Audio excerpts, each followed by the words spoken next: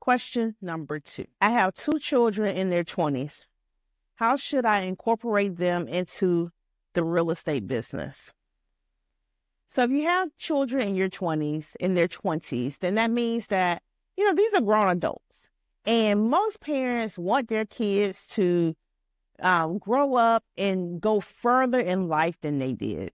And one of the best ways for you to do that is to incorporate your kids into your business as early as possible.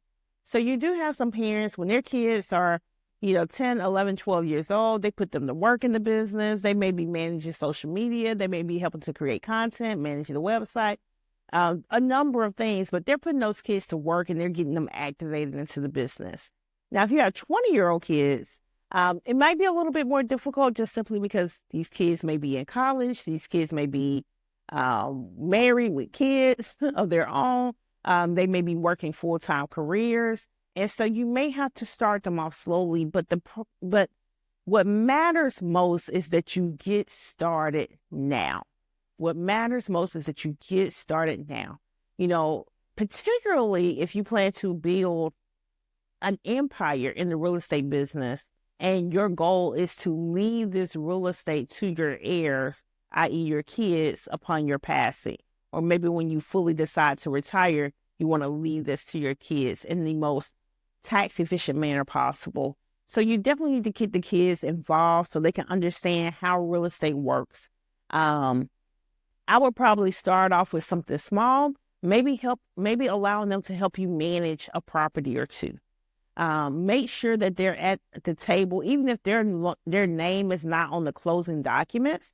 Make sure that they're at the table, hearing the conversations, listening to you ask the questions to the brokers and the bankers, just so they can get more familiar with how these transactions work.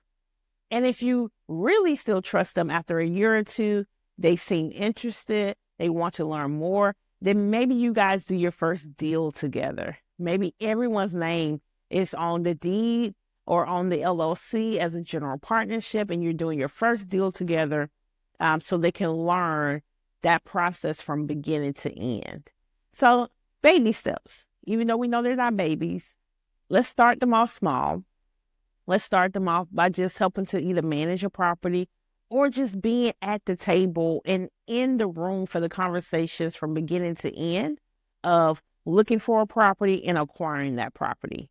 And then from there, things should just kind of navigate and move forward on their own, just naturally. You'll understand if the kids really have an interest or if they don't. And then maybe if they don't, maybe you can help them figure out a different way to still be involved in the business while still moving the family wealth forward.